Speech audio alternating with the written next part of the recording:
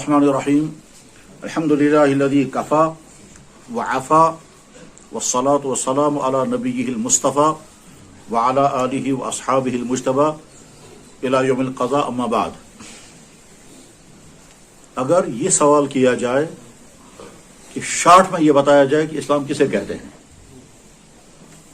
तो जवाब देने वाले अलग अलग अंदाज से जवाब देंगे।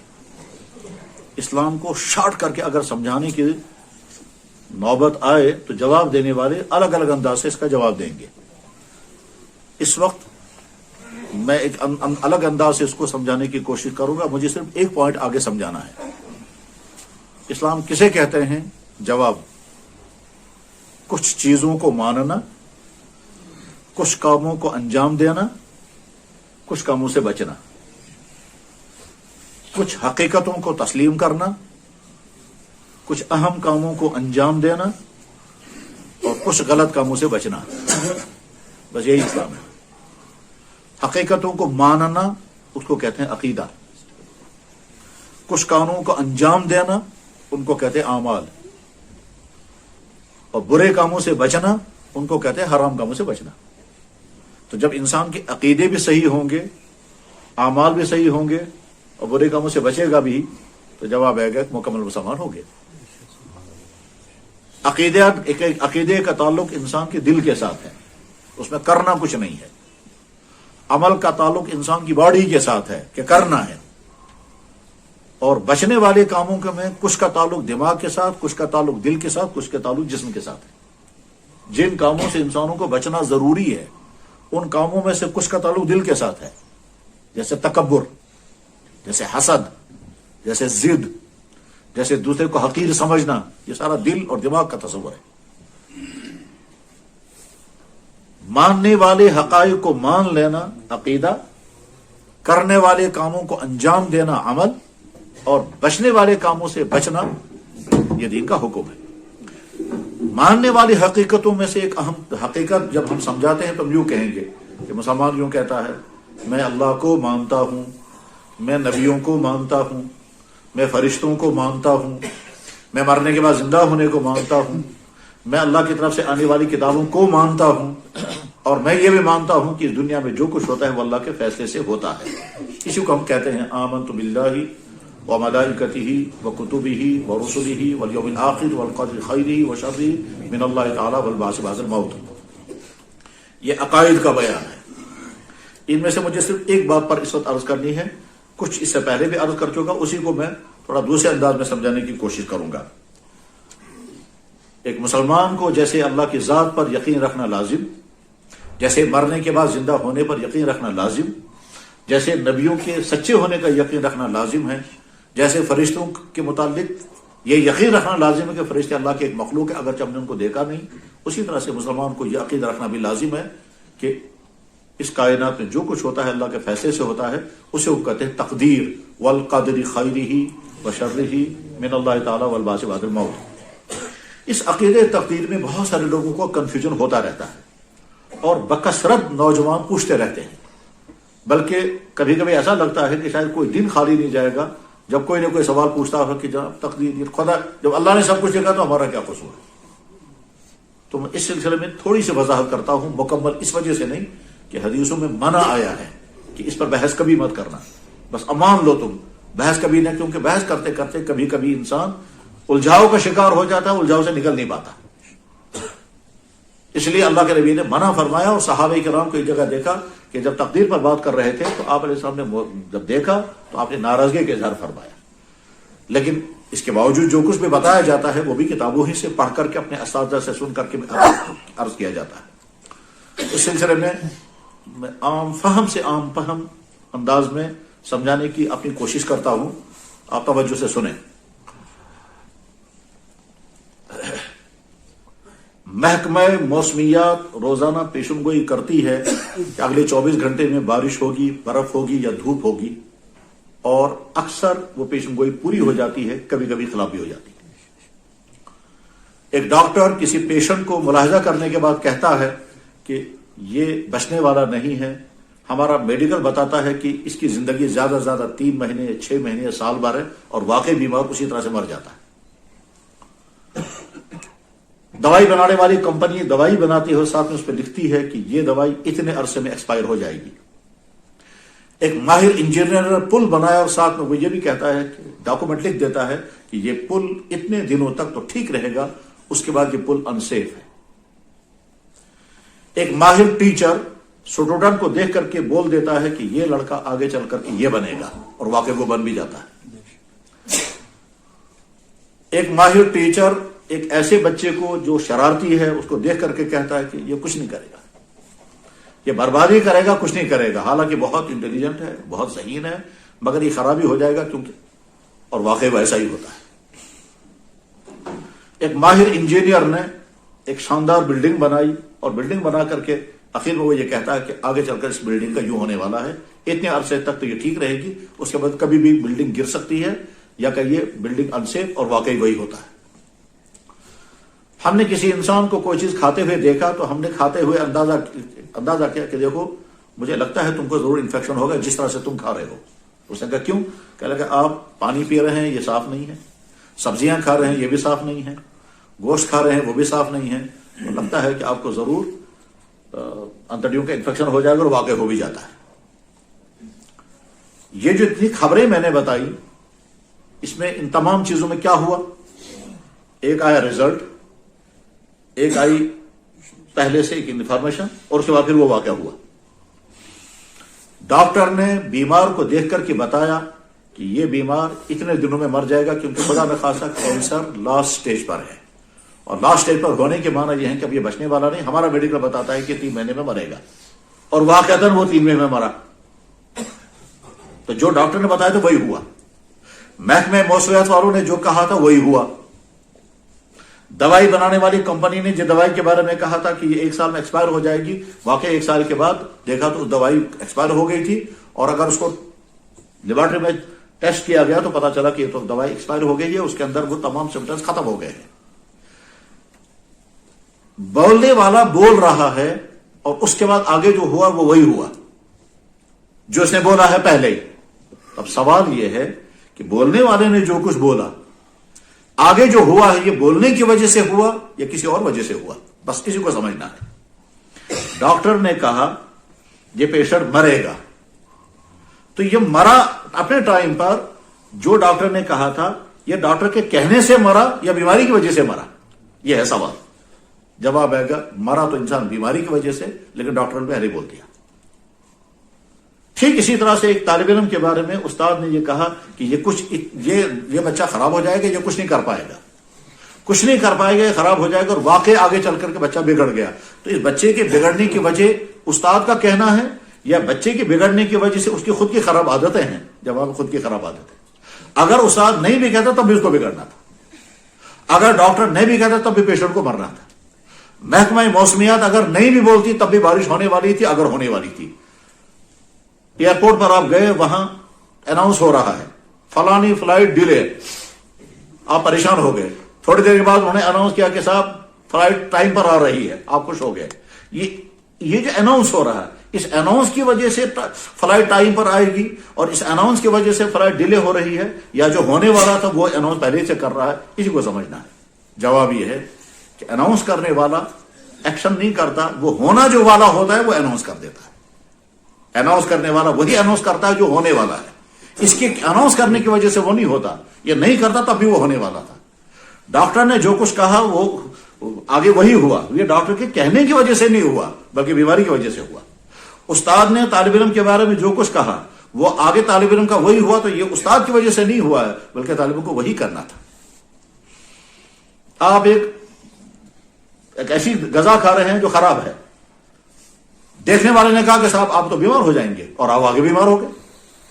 سردیوں میں بچے کو ہم نے دیکھا وہ برف کھا رہا ہے، تو ہم کہیں کہ بیٹا تمہاری چھاتی خراب ہو جائے گی، تم کو زکام ہو جائے گا، وہ کہتا نہیں ہوگا، اور شام کو دیکھا بچے کو واقعی بیمار ہو گیا۔ تو یہ جو بیمار ہوا، یہ تو اس کو چھاتی خراب ہوئی، یہ تو زکام ہوا، یہ ہمارے کہنے کی وجہ سے ہوا، یا جو وہ ایکشن کر رہا تھا، برف کھا رہا تھا، سبزی میں کھڑا تھا، کھیل رہا تھا، اس کی وجہ سے ہو؟ جواب اس کی وجہ۔ اور اگر ہم نہیں بھی بولتے تب بھی یہ ہونا ہی تھا۔ بس یہ ساری مثالیں ذہن میں رکھ کر کے، اور بھی مثال میں ساتھ وقت ختم ہو جائے گا، یہ ساری مثالیں ذہن میں رکھ کر اب دیکھیے آگے۔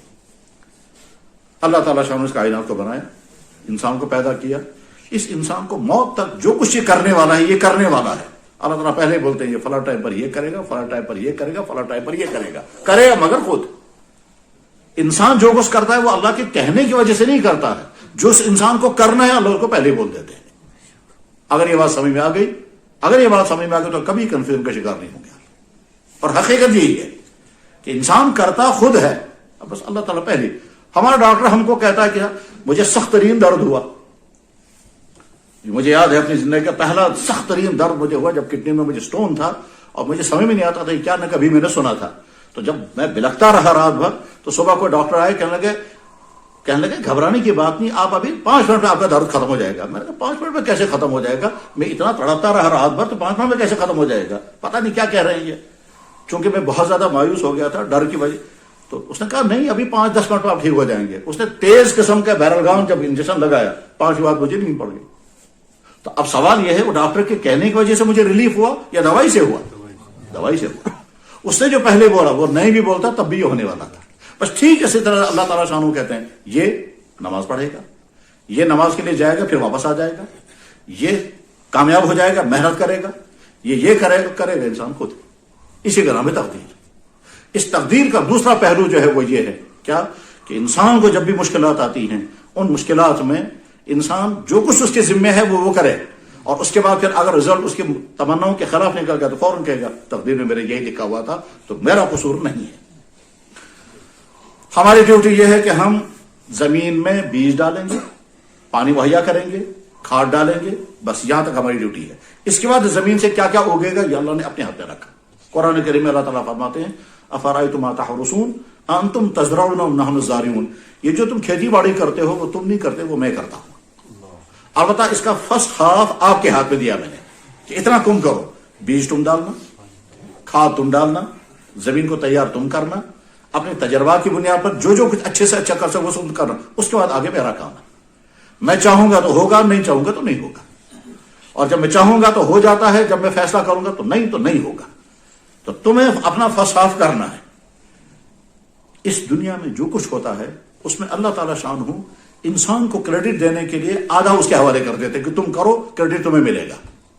ٹھیک، تم صبح کو نیند سے اٹھو، قربانی دو، ٹھنڈے پانی سے وضو کرو، مسجد کی طرف چلو، اتنا کام تم نے کیا اور یہ تمہاری ڈیوٹی.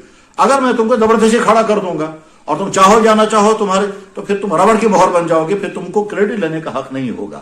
ماں کی چھاتی میں دودھ پیدا کرنا اللہ نے اپنے ہاتھ میں رکھا، اور بچے کو دودھ پلا دینا ماں کے ہاتھ میں رکھا. یہ جو ماں پلاتی ہے اس کی وجہ سے ماں بنتی ہے، اس کی وجہ سے بچہ پیارا ہوتا ہے، اس کی وجہ سے بچہ آگے موت تک اس ماں کا احسان نہیں بھولتا ہے. اس دودھ پلانے کی وجہ سے بچے کو بتایا گیا کہ ماں کے پاؤں کے نیچے جنت ہے. اب اگر اللہ نے دودھ ہی نے پیدا کیا تو عورت کو کوئی انسان دوش نہیں دے سکتا. اور اگر دودھ پیدا ہوا تھا مگر دودھ نہیں پلا رہے، سب کہیں گے یار تم کیوں نہیں دودھ پلاتے ہو، تو ظلم ہے. تو جہاں سے انسان کا اپنا اختیار شروع ہوگا وہاں سے انسان اگر غلطی کرتا ہے تو جرم ہوتا ہے، اور جہاں انسان کا کوئی اختیار نہیں ہے اور وہاں اگر کچھ ہوتا ہے تو انسان کے سر پر ہے ہی نہیں. میں اسے پہلے بھی عرض کر چکا، اس میں بھی عرض کرتا ہوں، عقیدہ تقدیر انسان کو بے شمار ٹینشنوں سے بچا لیتا ہے. انسان کسی بھی کام کے لیے جو کچھ محنت ہمارے بس میں ہے وہ ہمیں کرنی، اور کرنے بچنے کے لیے یا کرنے کے لیے. فرض کیجئے ہمیں محنت کرنی ہے تعلیم پر، بزنس پر، علاج معالجے پر، یا جو بھی ہے، جو کچھ محنت اس کے لیے ہم کو کرنی چاہیے وہ ہم کریں گے. کرنے کے بعد رزلٹ اللہ نے اپنے ہاتھ میں رکھا ہے. ایمان والے کا عقیدہ ہے کا رزلٹ اللہ نے اپنے ہاتھ میں رکھا ہے. مجھے جتنا کرنا ہے وہ میں کروں گا. رزلٹ نکل آیا تو بہت اچھا، اور اگر رزلٹ نہیں نکل آیا تو فوراً میں کہوں گا اللہ کا فیصلہ یہی تھا. جو ہی آپ یہ کہیں گے اللہ کا فیصلہ یہی تھا تو آگے جو خطرناک گھاٹی آنے والی ہے اس سے آپ بچ جائیں گے. وہ خطرناک گھاٹی کیا ہے کہ آپ ٹینشن کے شکار ہوں گے، آپ سوسائڈ کریں گے، فکر کریں گے. جیسا کہ دوسرے کے بے شمار لوگ، لڑکے نے بڑی محنت کی، رات دن ایک کیا، اور اس کے بعد رزلٹ اس کی تمناؤں کے خلاف نکلا، وہ چھت پر چڑھ کر کے کود گیا. سوسائڈ کرنے کا مطلب یہی ہوتا ہے کہ آپ کا عقیدہ تقدیر صحیح نہیں تھا، اسی وجہ سے آپ یہ قدم اٹھانے جا رہے ہیں. اب اس کے بعد کوئی آدمی کہے گا کہ صاحب اللہ نے لکھا تھا یا نہیں، کہ ہاں اللہ نے لکھا تھا، لیکن اللہ کے لکھنے کی وجہ سے سوسائڈ نہیں کرتا خود ہے. اس کو تو نہیں معلوم ہے اللہ نے میرے بارے میں کیا لکھا ہے، لیکن وہ قدم خود اٹھاتا ہے، خود سوچتا ہے میں کیوں فیل ہو گیا، یہ میرا یہ کیوں ہو گیا. غرض یہ کہ عقیدہ تقدیر جب پختہ ہو جاتا ہے تو اس کے بعد انسان کیا کرتا ہے؟ اس کام کے لیے مجھے جتنا کرنا ہے وہ میں کروں گا، رزلٹ اللہ نے اپنے ہاتھ میں رکھا ہے، اگر رزلٹ میری مرضی کے مطابق نکلتا الحمدللہ، اور اگر رزلٹ اگر میری مرضی کے خلاف، میری چاہتوں کے خلاف، میری خوابوں کے خلاف نکل آیا رزلٹ، تو مجھے گھبرانا نہیں ہے، کیونکہ رزلٹ اللہ نے اپنے ہاتھ میں رکھا ہے۔ لہٰذا کوئی آدمی بیمار ہو جائے تو ہمارا کام کیا ہے؟ علاج، خدمت، پرہیز، دعائیں، یہ ہمارے ہاتھ میں ہے۔ اس کے بعد شفا نصیب ہوگی تو شفا ملے گی، ہزاروں نہیں لاکھوں انسان بیمار ہوتے ہیں، شفا بھی پاتے ہیں۔ اور اگر شفا نصیب نہیں ہوگی تو دنیا کے سارے علاج استعمال ہو جائیں، دنیا کے سارے ڈاکٹر استعمال ہو جائیں، سارے پیر اور بزرگ جو ہیں وہ دعائیں بھی کریں، حتیٰ کہ جس کے متعلق جو اللہ نے لکھا ہے، جس ٹائم پر لکھا ہے، اس کے متعلق اس دنیا میں اللہ کا محبوب سے محبوب تر بندہ بھی اگر دعا کرے گا تو اللہ تعالیٰ اس کو کہتا ہے یہ ٹائم طے ہے، یہ بدلنے والا نہیں ہے، اس میں تمہاری دعاؤں، تمہاری سفارشوں سے کچھ ہونے والا نہیں ہے، میں کسی کی موت نہ آگے کرتا ہوں نہ پیچھے کرتا ہوں۔ اذا جاء اجر لا یستأخرون ساعۃ۔ اب جب یہ عقیدہ بیٹھ گیا دل میں تو کیا کرنا ہے؟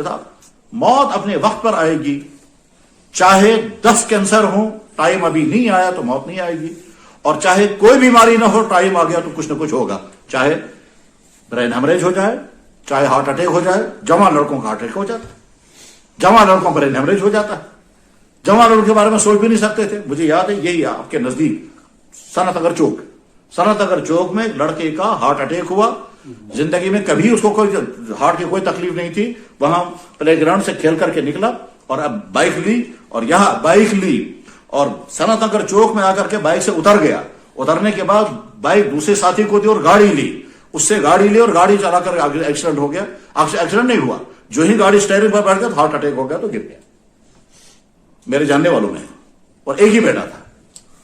باپ اس کا کہتا ہے یار اس کو تو کوئی تکلیف نہیں تھی، یہ کیوں مرا؟ تو میں نے جواب میں کہا کوئی تکلیف نہیں تھی، مرا اس لیے کیونکہ ٹائم آ گیا تھا۔ تو موت کی وجہ تکلیف نہیں، بس اس تمام کو ذہن میں رکھ کر کے آپ دیکھیں، یہ جو بے شمار بھائیوں کو ٹینشن ہو گیا ہے، کیا کہیں زلزلہ آنے والا ہے، اب کیا ہوگا؟ ترکی کے بارے میں پروڈکشن تھی اور وہ ہو گئی پوری، فلاں امریکہ نے یہ کہا، فلاں نے یہ کہا، اور کشمیر کے بارے میں یہ کہا کہ پیر پنجاب ریجن میں یہ ہونے والا ہے۔ جناب جو ہونے والا ہے وہ ہو کر رہے گا، آپ کے ٹینشن سے وہ بدلنے والا نہیں ہے۔ کیا مطلب؟ اگر ایک انسان نے دیکھا بڑھاپے میں انسان کو کیا کیا ہوتا ہے، تو واقعی ہوتا ہے، کبھی نیند نہیں آتی، کبھی کھا نہیں سکتا، کبھی پریشانیاں ہوتی ہیں، اس بڑھاپے کے ٹینشن کی وجہ سے آپ اپنی جوانی کو ہی ٹینشن میں ڈال دیں، اب مجھے کیا ہوگا، بڑھاپے میں یہ ہوتا ہے، وہ تو ہونا، تو آپ اپنی اس وقت کو خراب مت کریں۔ اس لیے اچھی طرح سے بات ذہن میں رکھنی چاہیے، عقیدہ تقدیر ہمیں یہ کہتا ہے کہ نہ ٹینشن، نہ فرسٹریشن، نہ انزائٹی، اور یہ ساری کچھ نہیں، بس عقیدہ تقدیر۔ آج بھی دنیا میں پاگل خانوں کا جب سروے ہوتا ہے تو مسلمانوں کی تعداد سب سے کم ہے دنیا کی دوسری قوموں کے مقابلے میں، اس کی ایک وجہ عقیدہ تقدیر۔ اور آج بھی جب سروے ہوتا ہے کہ سوسائڈ کرنے والوں کی تعداد مسلمانوں میں زیادہ ہے یا غیر مسلموں میں، تو جواب ہوتا ہے مسلمانوں میں سب سے کم ہے، وجہ عقیدہ تقدیر، کہ جب اس کی امیدوں کا خواب بکھر جاتا ہے تو آخر میں کیا کہتا ہے، یہ اللہ کا لکھا ہوا کہ اس کو کیا کر سکتے، یا دوست پڑھائی لکھت آپ کیا بنیں۔ تو جو ہی آدمی کہتا ہے یہ اوپر سے لکھا ہوا تھا تو اس کے بعد کیا ختم، اس کا ٹینشن نکل جائے گا۔ وہ جس کے بعد عقیدہ تقدیری وہ اسی ٹینشن میں رہے گا، کیوں ہوا یہ کیوں ہوا، اس کیوں ہونے کے بعد پھر آخر میں وہ بہت برا قدم اٹھا لیتا ہے۔ اور جب ایمان والوں کا ایمان کمزور سے کمزور تر ہوتا ہے تو وہ بھی خودکشیاں کرنے لگتے ہیں، وجہ اسی کو یہی ہوتی ہے۔ خلاصہ عقیدہ تقدیر کا ایک پہلو وہ ہے جس میں انتشار رہتا ہے، کنفیوژن رہتا ہے، اس کو سمجھانے کی میں نے کوشش کی، اور عقیدہ تقدیر کا دوسرا پہلو یہ ہے کہ انسان کو مشکلات میں مبتلا ہونے سے بچا لیتا ہے، ٹینشنوں کے سے مبتلا ہونے۔ ہم یہ اعلان کر کے کہہ سکتے ہیں کہ لوگوں، اگر تم ٹینشن اور فرسٹریشن اور یہ جو ڈپریشن اور اس طرح کی بیماریاں ہیں، اس سے اگر بچنا چاہتے ہو تو عقیدہ تقدیر اپنا لو، اور عقیدہ تقدیر کے معنی ہے اسلام۔ جب آپ نے اللہ کو مانا، مجھ سے زیادہ میرا ہمدرد میرا اللہ، مجھ سے زیادہ میرا خیر خواہ میرا اللہ، میرے سارے کام میرے اللہ کے ہاتھ میں ہیں، اور اللہ جس طرح سے چاہیں گے وہ کریں گے، میری ڈیوٹی رکھی تم یہ کرو۔ میں، میرا باپ، میری ماں، میری بیوی، میرا بھائی اگر بیمار ہوتا ہے تو میری ڈیوٹی ہے میں اچھے سے اچھا علاج ان کا کراؤں۔ پھر اللہ نے اگر لکھا ہوگا صحت تو ملے گی، ہزاروں کو ملتی ہے، اور اگر اللہ نے لکھا ہوگا صحت نہیں تو نہیں ملے گی، ہزاروں مرتے ہیں۔ اور مرنے کے لیے ہم اپنے وقت پر بالکل تیار، ذہن تیار ہیں، اور مرنا ہے، آپ تیار نہ ہو تب بھی مریں گے. ہم اگر اپنے ٹائم پر مرنے کے لیے بالکل ہے، کیا کیسے ہے، اب کیا ہوگا، اب وہ ہوگا وہی جو اللہ نے لکھا ہے، اب کیا ہوگا. تو اب کیا ہوگا اس کو سوچ کر کے نیندیں بھی خراب، کھانے بھی نہیں کھا رہے ہیں، ٹینشنوں کا شکار ہیں کہ صاحب بیوی شوہروں سے کہہ رہی ہے انشاءاللہ ہر وقت ٹینشن ہے، شوہر بیویوں سے کہہ رہے ہیں یہ بات ہی نہیں کرتی ہے، وہ کہتے ہیں جناب یہ ڈپریشن میں چلے گئے ہیں، وہ کہتے ہیں یہ ڈپریشن میں چلے گئے ہیں. اور ڈپریشنوں میں لوگ آ کر پوچھتے ہیں کہ جناب میں سوچتا ہوں اگر میں مروں گا پھر کیا ہوگا. تو جواب ہے مرتے ہیں، دنیا میں آتے بھی ہیں، مرتے بھی ہیں، آپ بھی مریں گے پھر کیا ہوگا. میرے بچوں کا کیا ہوگا، کیا وہی ہوگا جو اللہ نے لکھا ہے. آپ کے سوچنے سے اس میں کوئی تبدیلی ہونے والی نہیں ہے. میرے بچوں کا کیا ہوگا. حضرت حسن اور حضرت حسین رضی اللہ تعالیٰ نابالغ تھے، اور جناب رسول اللہ صلی اللہ علیہ وسلم آخری لمحات میں دنیا سے رخصت ہونے والے ہیں. تو حضرت فاطمہ حضور کی خدمت پہ حاضر ہوئی. بخاری شریف میں حدیث ہے. حضور نبی علیہ الصلوۃ والسلام کے منہ مبارک کے قریب حضرت فاطمہ نے کان لگایا تو اللہ کے نبی علیہ السلام کوئی بات ارشاد فرمائی. تو حضرت فاطمہ کے چہرے پر بہت غم آ گیا، وہ پریشان ہو گئی، یہاں تک رونے کی کیفیت. حضور نے دیکھا، پھر نزدیک بلایا، پھر نزدیک بلا کر کان میں پھر کچھ کہا. تو حضرت فاطمہ ایک دم خوش ہو گئی. حضرت عائشہ نے پوچھا کیا بات کہی، میں نہیں بتا سکتا. یہ دو باتیں اللہ کے نبی نے ان کو کہی ہیں. پہلی بات سن کر کے مایوس ہو گئی، پریشان ہو گئی، اور دوسری بات سن کر کے خوش ہو گئی. وہاں لفظ آتا فضحکت، وہ ہنس پڑی. تو ہنسنے کے معنی یہ نہیں کھلکھلا کر ہنسنا، ہنسنے کے معنی یہ ہے کہ چہرے پر خوشی کے آثار آ گئے. بس اس کے 1 یا 2 دن کے بعد جناب رسول اللہ صلی اللہ علیہ وسلم اس دنیا سے رخصت ہو گئے. آفتاب رسالت اس کائنات سے نکل کر کے اللہ کے بارگاہ میں پہنچ گئے. اب حضرت فاطمہ رضی اللہ عنہا انتہا غمزدہ ہے، بہت زیادہ غمزدہ، بلکہ انہوں نے شعر بھی کہا ہے.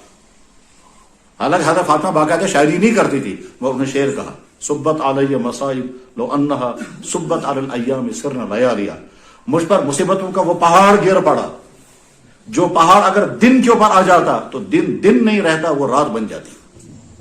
صبت علی مصائب، مجھ پر مصیبتوں کا پہاڑ ٹوٹ پڑا ہے، اگر یہ دن کے اوپر ڈال دیا جاتا تو دن رات بن جاتی. اور حضرت انس کہتے ہیں کہ جب ہم اللہ کے نبی علیہ الصلوۃ والسلام کی قبر مبارک تیار کر کے باہر نکلے تو حضرت فاطمہ نے بلا کر کے کہا تمہارے دل نے کیسے گوارا کیا کہ حضور کی قبر مبارک پر تو مٹی ڈال دو.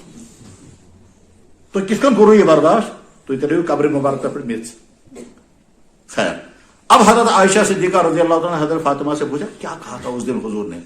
اب حضرت فاطمہ رضی اللہ تعالیٰ نے فرمایا حضور نے میرے کان میں کہا فاطمہ میں رخصت ہونے والا ہوں، فاطمہ میں رخصت ہونے والا ہوں. تو میرے چہرے پر غم آ گیا. پھر جب حضور نے دیکھا تو پھر مجھے قریب بلا کر کہا فاطمہ میرے جانے کے بعد بہت جلد تم میرے پاس پہنچ جاؤ گے، میرے جانے کے بعد بہت جلد تم میرے پاس پہنچ جاؤ گے. میرے چہرے پر خوشی آ گئی. ٹھیک ہے، اب سوال یہ ہے حضرت فاطمہ نے کیوں نہیں سوچا میرے بچے تو ابھی نابالغ ہیں، میرے بچے تو ابھی نابالغ، میں نے پہلے عرض کیا حسن حسین نابالغ. تو وہ خوش ہو گئی کہ ہاں مجھے گویا یہاں اس دنیا میں زیادہ دیر اپنے ابا جان سے جدا نہیں رہنا ہے. ایک دم خوشی ہو. چنانچہ اس کے بعد صرف 6 مہینے حضرت فاطمہ زندہ رہی ہے، اور 6 مہینے بعد اس دنیا سے رخصت ہو گئی. حسن حسین نابالغ. جناب میں نے ویسے کیا بھائی، میرے بچوں کا کیا ہوگا. ٹھیک ہے، یہ انسان سوچتا ہے میرے بچوں کا کیا ہوگا. بچوں کا وہی ہوگا جو اللہ نے لکھا ہے. اس کے علاوہ آپ ہوں گے تب بھی وہی ہوگا جو اللہ نے لکھا ہے، اور نہیں ہوں گے تب بھی وہی ہوگا جو اللہ نے لکھا ہے. ہوں گے تب بھی وہی ہوگا. تو چاہتا ہے ملک الموت سے پوچھا گیا آپ کو کبھی ترس بھی آیا ہے کسی کے جان نکالتے ہوئے؟ کہنے لگا 2 جگہ ترس آیا. ایک تو کشتی میں لوگ جا رہے تھے، طوفان آ گیا، کشتی میں لوگ ڈوبنے لگے. تو اب جس کو مرنا تھا وہ تو موت آئے گی. اس لیے مجھے حکم آیا کہ فلاں تختے پر جو عورت ہے اس عورت کے گود میں بچہ ہے، اس عورت کی جان نکال دو. تو مجھے بڑا ترس ہے اس بچے کا کیا ہوگا. بہرحال تو میں نے عورت کی جان نکال لی، اور جب عورت مر گئی تو بچہ دریا میں. کیا ہوگا بچے کا مجھے نہیں معلوم ہے. کیوں؟ میں نے تو عورت کی جان نکالنی تھی. تو عورت کی جان میں نے نکال دی، عورت ڈیڈ باڈی ہو گئی، وہ بھی اس میں پانی میں گر گئی، بچہ بھی پانی میں گر گیا، بچہ مگر زندہ. اس کے بعد پھر دریا نے کیسے تختے کو کنارے پر پھینکا اور وہ بچہ کیسے کنارے پر پہنچا، پھر وہ بچہ زندہ کیسے رہا، پھر کیا ہوا آگے نہیں، مگر اسے بڑا دکھ ترس آیا مجھے، یہ عورت کے مرنے پر بچے کا کیا ہوگا. کہنے لگا اور مجھے اس سے بڑا تعجب ہوا کہ جب ایک شخص نے جنت بنائی اور تیار ہو گئی جنت، اور اس میں سب کچھ، دودھ کی نہریں، شہد کی نہریں، حور ہیں، وہ سب کچھ میں نے مہیا کر دیا. اس کے بعد پھر جب تیار ہو کر کے رپورٹ آ گئی جنت تیار، اب مجھے آنا تھا جنت دیکھنے کے لیے، تو جب وہ چلنے لگا تو جنت کے گیٹ پر پہنچا تو مجھے آ رہا ہے اس کی جان نکال دو. اب وہ چارہ ایک پاؤں اندر ایک پاؤں باہر ہے، میں نے جان نکال دی، جنت دیکھنے نہیں دی. تو جواب میں آیا وہ جو بچہ وہاں سمندر میں گرا تھا یہ وہی بچہ تھا جو جنت بنا رہا تھا، شداد. تو جناب آپ کہتے ہیں اگر میں مر گیا پھر کیا ہوگا، تو بچوں کا کیا ہوگا. جناب والا کتنے ہی وہ ہیں جن کے ظاہری سہارے چھن گئے اور بچے کہیں سے کہیں پہنچ گئے، اور کتنے وہ ہیں جن کے ظاہری سارے سہارے موجود تھے اور بچے کسی قابل نہیں ہوئے. تو انسان اپنی محنت سے عقیدہ تقدیر ایسے مشکل وقت میں انسان کو بچا لیتا ہے. تو لہذا ایک مسلمان کو اللہ کے فیصلے پر ہے. خدا نہ خاصا زلزلہ شروع ہو گیا، اگر ہم جس کے بس میں ہوگا جہاں سے بچاؤ کی جو تدبیر کرے گا کرے، اس تدبیر کے بعد بھی اگر لکھا ہوگا تمہیں اسی میں مرنا ہے تو مریں گے، اور اگر لکھا ہوگا نہیں مرنا ہے تو نہیں مریں گے. ترکی کے زلزلے سے نکلنے والی لاشوں سے تو سبق سامنے آ رہا ہے. میں ذاتی طور پر مجھے سب لوگ بتاتے ہیں کہ لگا صاحب اتنے دنوں کے بعد بچہ نکل گیا، ماں مری ہوئی تھی، اتنے دنوں کے بعد ایک بھائی مرا ہوا تھا دوسرا بھائی زندہ نکلا، اتنے دنوں کے بعد جوان مر گیا بوڑھا زندہ نکل آیا. غرض یہ کہ جو عجیب عجیب کہانیاں آ رہی ہیں یہ کہانیاں اللہ کی قدرتوں اور اس کے نقشے سنا رہی ہیں. تو بہرحال عقیدہ تقدیر کی بنیاد پر اطمینان رکھنا چاہیے، ہوگا وہ جو اللہ، وما تشاءون الا ان یشاء اللہ، ہوگا وہی جو اللہ نے چاہا، اللہ نے چاہا وہی ہوگا. جناب رسول اللہ صلی اللہ علیہ وسلم نے خواب دیکھا، آپ کی تلوار میں خم آ گیا، تلوار بڑھ گئی. خود جب بیدار ہو گئے تو آپ نے فرمایا امت کو کوئی نقصان ہونے والا ہے، امت کو کوئی نقصان ہونے والا ہے. تمام لیکن خواب میں ہی دیکھا تھوڑی دیر بعد تلوار ٹھیک ہو گئی. تو جنگ احد ہوئی تھی اور جنگ احد میں 70 مسلمان صحابہ شہید ہو گئے تھے، جن میں حضرت حمزہ رضی اللہ عنہ حضور کے چچا بھی تھے. تو آپ سمجھ گئے ایسا ہونے والا ہے، اور پہلے آپ کو اطلاع ہو گئی تھی ایسا ہوگا. چاہے اللہ کے نبی ہم نے کہا یا اللہ کر چینج، یا اللہ اس کو بدل دیجیے، نہیں جو ہونے والا وہ ہے. اس کے بعد پھر تلوار ٹھیک ہو گئی. اس کے بعد آگے چل کر چنانچہ 1 سال جنگ بدر ہوئی، فتح عظیم. اگلے سال جنگ احد ہوئی، مسلمانوں کو بہت بڑا نقصان، اللہ کے نبی موجود، اللہ کے نبی کے دانت مبارک شہید ہو گئے، سر مبارک زخمی ہو گیا، اور کیا کیا ہوا، اور 70 صحابہ شہید ہو گئے. اور اس کے بعد اگلا سال آیا تو بہت بڑی فتح مل گئی جنگ خندق میں، اور جنگ خندق میں فتح مل گئی، حیرت انگیز فتح. اور اس کے بعد اللہ کے نبی نے فرمایا آج کے بعد مدینے میں اب کوئی حملہ نہیں کر سکے گا، یہ آخری حملہ تھا. اس کے بعد مدینے میں کبھی کوئی حملہ نہیں ہوا، کر بھی نہیں سکتے. بدر، احد اور خندق کے بعد آپ نے فرمایا الان نغزونا ولا یغزونا، اب یہاں کوئی نہیں آئے گا، اب تو ہم جائیں گے. چنانچہ اللہ کے نبی نے اگلے 2 یا 3 سال کے بعد پھر آپ نے مکہ مکرمہ پر ایسا رحیمانہ حملہ کیا، ایسا مشفقانہ حملہ کیا، مشفقانہ رحیمانہ میں بول رہا ہوں، ایسا رحیمانہ مشفقانہ حملہ کیا کہ کسی ایک آدمی کا ناحق قتل نہیں ہوا، کسی ایک آدمی کا مال نہیں لوٹا گیا، کسی ایک عورت کو چھیڑا نہیں گیا.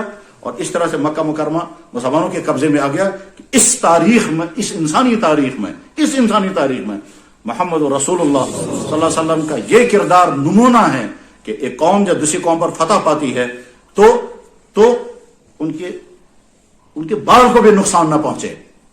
محمد صلی اللہ علیہ وسلم کیجیے. اور آپ نے اعلان کر کے کہا کسی پر کوئی ظلم نہیں ہوگا، کسی پر کوئی نہیں. چنانچہ کسی ایک عورت کو ہاتھ نہیں لگایا گیا، کسی ایک گھر کو لوٹا نہیں گیا، کسی ایک آدمی کو ناحق قتل نہیں ہوا، کسی ایک آدمی کو چھڑا نہیں گیا، کسی ایک آدمی کو تانا بھی نہیں دیا گیا، اور اس طرح سے ایک ملک حضور کے قبضے میں آیا. بہرحال عقیدہ تقدیر مستحکم رکھنا چاہیے، اور اس کے نتیجے میں انسان خوش ہو کر زندگی گزار سکتا ہے. اللہ تعالیٰ ہمارا ایمان پختہ بنائے، اللہ تعالیٰ شانو ہمارا مستقبل اس سے زیادہ اچھا بنائے جتنی ہماری تمنائیں ہیں، اور اس اچھے مستقبل کے لیے ہمیں جو کچھ کرنا ہے وہ ہمیں کرنا ہے، اور اس کے بعد پھر معاملے اللہ کے حوالے کرنے ہیں. وآخر دعوانا الحمدللہ رب العالمین برحمتک یا ارحم الراحمین.